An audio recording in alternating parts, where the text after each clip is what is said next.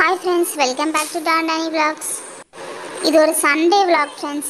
எங்கள் ஜாஸாக்கா ஜெஃபியாக்கா மஞ்சள்லேருந்து வந்திருக்காங்க. அதனால் வந்ததோட எங்கள் அப்பாவை கூட்டிகிட்டு போய் நாங்கள் 3 பேரும் ஐஸ் வாங்கி சாப்பிட்டுட்ருக்கோம். ஐஸை சாப்பிட்டதே எங்கள் அப்பா தோட்டத்துக்கு கூட்டிகிட்டு போகிறேன்னு சொல்லியிருக்காங்க.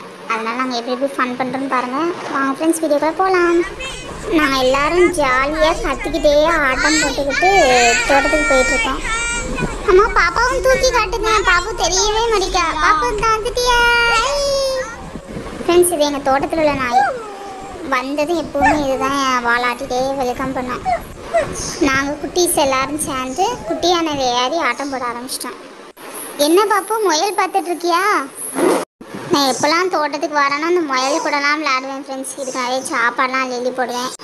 எங்கள் தாத்தா பெரிய ட்ரம்மில் இதுக்கு வேண்டிய சாப்பாடெலாம் வச்சுருப்பாங்க. நான் அதை வந்து எடுத்து போடுவேன். எப்போ இங்கே வரேனோ அப்போல்லாம் அதுக்கு சாப்பாடு போட்டது என்னோடய வேலை. நிறைய கலர் உண்டு ஃப்ரெண்ட்ஸ், ஒயிட்டு, பிளாக்கு, க்ரீனு.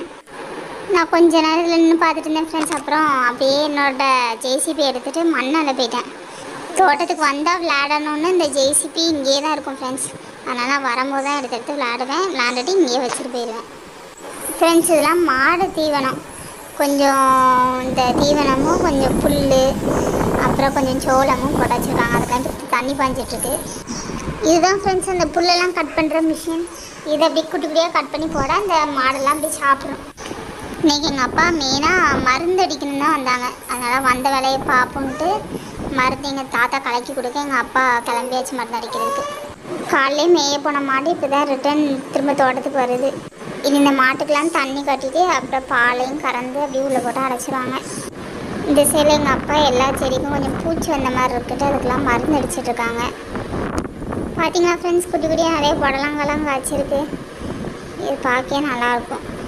இதோட பூவெலாம் நல்லா ஒயிட் கலரில் இருக்கும். புடலங்காய் கொஞ்சம் இப்போ கொஞ்சம் பெருசாக இருக்குது. இன்னும் நல்லா பெருசானதுக்கப்புறம் அதை அப்படியே எடுத்து மார்க்கெட்டில் போட்டுருவாங்க.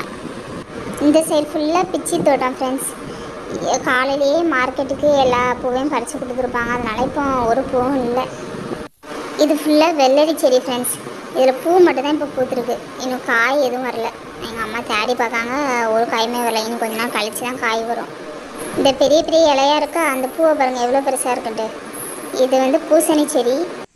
இந்த செடியிலையும் நிறைய பூ தான் இருக்குது ஃப்ரெண்ட்ஸ். இப்போ தான் காய்க்க ஆரம்பிச்சிருக்கு. ஒன்று காய் அங்கங்கே இருக்குது பாருங்கள் ஃப்ரெண்ட்ஸ். இந்த ஒரு காய் இருக்குது.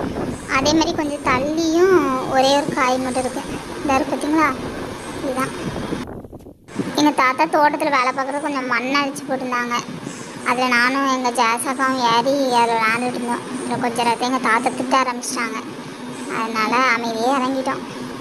தோட்டத்தில் வேலை செய்கிறவங்கெல்லாம் அவங்கவுங்க வேலையை முடிச்சிட்டாங்க ஃப்ரெண்ட்ஸ். அதனால் எங்கள் தாத்தா கூட நானும் அவங்க வீட்டில் இறக்கி விட்றதுக்கு உட்காந்துருக்கேன் குட்டி யானையில்.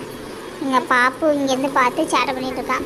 பாப்பு நீயும் வரியா பாப்பு? நம்ம 2 பேரும் போயிட்டு வருவோம் தாத்தா கூட. எங்கள் பாப்பாவும் வாரேன்ட்டா.